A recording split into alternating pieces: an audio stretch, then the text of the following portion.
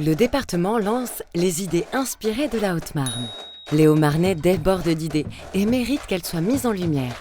C'est pourquoi le département lance la 2e édition du concours Les idées inspirées de la Haute-Marne. Alors, si vous aussi vous êtes inspiré par la Haute-Marne, donnez de la visibilité et un élan à vos idées en déposant votre projet avant le 30 septembre sur le site pour être labellisé Idées inspirées de la Haute-Marne. Pour vos travaux de terrassement et d'assainissement, faites confiance à Célange TP à Humbécourt, votre spécialiste dans la pose de microstations agréées à moindre coût. Célange TP, c'est plus de 20 ans d'expérience à votre service. Contactez-nous au 03 25 06 28 90 ou rendez-vous sur notre site entreprise-assainissement-haute-marne.fr.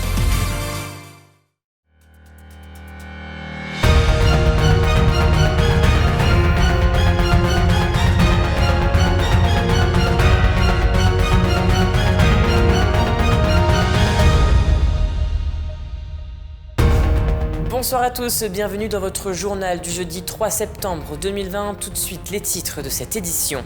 De nombreuses manifestations prévues dans le cadre d'Octobre Rose sont annulées. Explication du docteur François Trioen dès le début de ce journal. Depuis le 1er septembre, le port du masque est obligatoire en entreprise. Cette nouvelle règle est-elle bien perçue par les employés? Réponse dans un instant. Et enfin, nous partirons à la rencontre d'Estelle et Sébastien, un couple qui a soif de voyage, mais la crise de la Covid-19 a chamboulé leurs plans.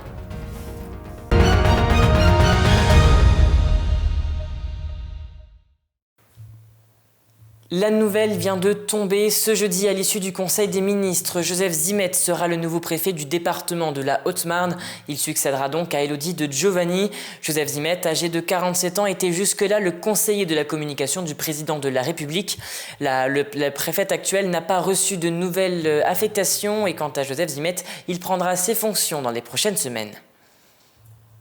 Je vous le disais en titre, cette année, le mois du cancer du sein, dit Octobre Rose, subit lui aussi les conséquences de la crise sanitaire. Tous les ans, de nombreuses associations organisent différents événements dans le cadre de la lutte contre ce cancer. À Saint-Dizier, comme dans plein d'autres villes, une marche était organisée, mais l'association en soutien aux opérés du sein a été contrainte d'annuler cette manifestation en raison de la crise de la Covid-19. Un coup dur pour le président de l'association. On écoute tout de suite le docteur François Trioen. Donc nous avons cette année tout annulé.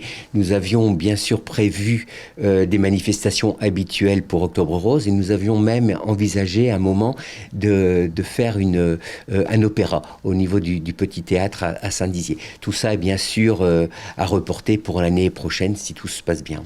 Nous avons effectué des masques, alors des masques un petit peu tout venant, on va dire, un peu toutes les couleurs, au goût de tout le monde. Et puis, nous avons également mis en place des masques avec le motif du sein pour Octobre Rose. Ceux-là seront spécifiques pour Octobre Rose. Alors, bien sûr, ils sont en vente au secrétariat. La somme de 5 € environ, et c'est bien sûr pour le profit de l'association.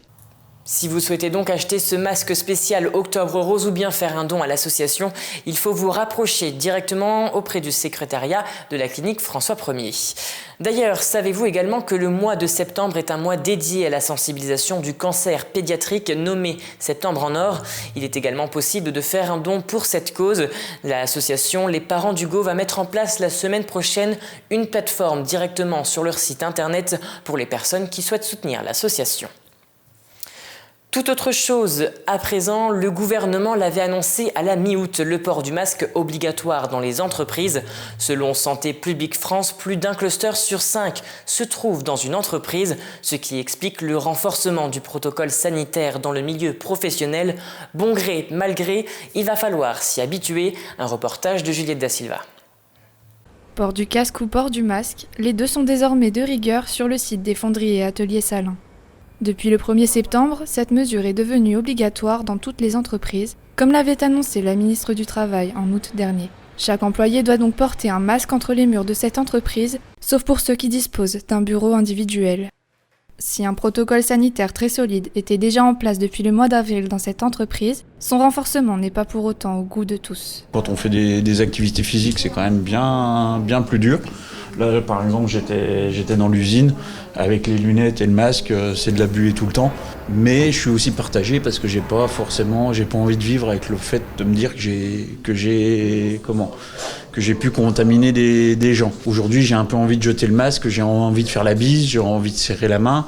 J'ai l'impression que je suis pas tout seul à ressentir un peu ce genre de choses. Pour autant, que ce soit dans les bureaux ou dans les ateliers et fonderies, le port du masque et les distanciations sociales semblent bel et bien respectés. Il y a du bon sens pour chacun, quand on a compris qu'il faut se désinfecter, se laver les mains régulièrement, désinfecter tout ce qui est en commun, par exemple des outils, des choses comme ça. La majorité des gens ont compris que c'était pour leur bien. Mais entre gel hydroalcoolique, masques et matériel de désinfection, tous fournis par l'entreprise, la facture devient rapidement salée. Ça représente un coût.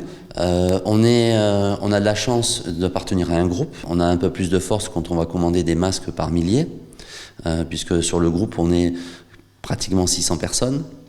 Nous, on n'est que 50, donc on profite des prix au niveau du groupe. Il faudra donc continuer à respecter le port du masque au travail, mais aussi toutes les autres mesures sanitaires tant que le coronavirus continuera de circuler. À savoir également que si un salarié ne respecte pas cette mesure, des sanctions peuvent tomber de la part de sa direction. Cela peut aller d'une simple remarque à un avertissement de travail pour faute professionnelle. Mais la crise sanitaire a également eu un impact cet été. De nombreux Français ne sont pas partis en vacances à l'étranger, mais ont privilégié la France et parfois même leur terre natale. C'est le cas pour Estelle et Sébastien, deux Haut-Marnais, qui ont décidé de visiter les différents lieux du département. Et ils ont posté sur les réseaux sociaux toutes leurs excursions. Regardez ce reportage réalisé avec Lisa Lamorlette. Ils partagent leurs plus belles photos de vacances sur les réseaux sociaux. Depuis 2016, ce couple voyage dans les pays du monde entier. Mais cette année, en raison de la crise sanitaire, ils ont décidé de ne pas partir à l'étranger et de faire découvrir les trésors du département de la Haute-Marne. C'est à bord de leur camping-car qu'Estelle et Sébastien sillonnent le département. Dans la vraie vie, Sébastien est pompier professionnel et Estelle est serveuse dans un bar. Des horizons loin des réseaux sociaux. Aujourd'hui, ils sont à Montier-en-Der, mais cette destination, ce n'est pas eux qui l'ont choisie, mais les quelques 1200 personnes qui suivent leur aventure. Donc c'est vrai que chaque semaine, c'est un peu la surprise de quel endroit on va aller visiter cette semaine. Donc, c'est toujours une surprise, on ne sait pas. Des fois, on a une petite préférence pour les deux, mais en fait, ça tombe comme ça et puis on fait la visite, quoi. Première étape pour cette journée, visiter la brasserie du Der. Les deux voyageurs, toujours munis de leur appareil photo et de leur smartphone, immortalisent ce moment. Nous, on aime bien aussi tout ce qui est photo, vidéo, et puis on est parti sur ce principe-là de vraiment faire partager les lieux qu'on a pu découvrir, rencontrer. Après 1 heure de visite pour percer les secrets de cette bière artisanale, de nombreuses photos et quelques dégustations, le couple ressort ravi de cette excursion. Si on peut faire découvrir aussi des petits produits comme ça, faire travailler l'économie locale, nous on pense que c'est important de le faire. Et puis d'avoir toujours un petit peu un avis un petit peu de connaisseur sur tout ce qui est bière, d'apprendre certaines choses, des petites anecdotes, tout ça, c'est toujours sympathique pour la culture personnelle. Au total, durant ces 2 mois, ce duo aura découvert plus d'une dizaine de lieux différents, avec parfois des découvertes qu'ils n'auraient pas soupçonnées. J'ai eu une grosse surprise pour le parc des Roches à Bourmont. Je voyais pas du tout cet endroit comme ça. Et puis, on a eu aussi une belle rencontre avec le maire du village. Il y a un petit bistrot, le café de la gare. Avec un accueil chaleureux des locaux. Ça. Ouais. Ça donne une ambiance tout de suite qui est complètement différente, quoi. Si on devait en citer qu'un, on va dire que ça serait celui-ci.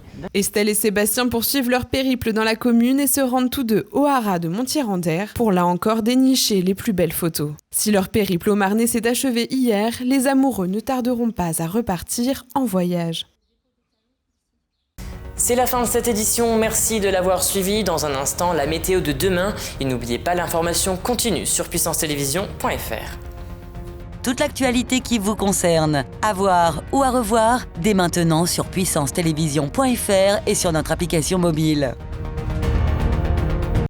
Pour vos portails et garde-corps, faites le choix de Finalu Clos 2000. Votre spécialiste depuis plus de 25 ans, zone artisanale de la tannerie à Ancerville. Contactez-nous pour vos études et rénovations 03 29 75 22 25 ou sur clos2000.fr. Ouvert du lundi au vendredi et le samedi sur rendez-vous.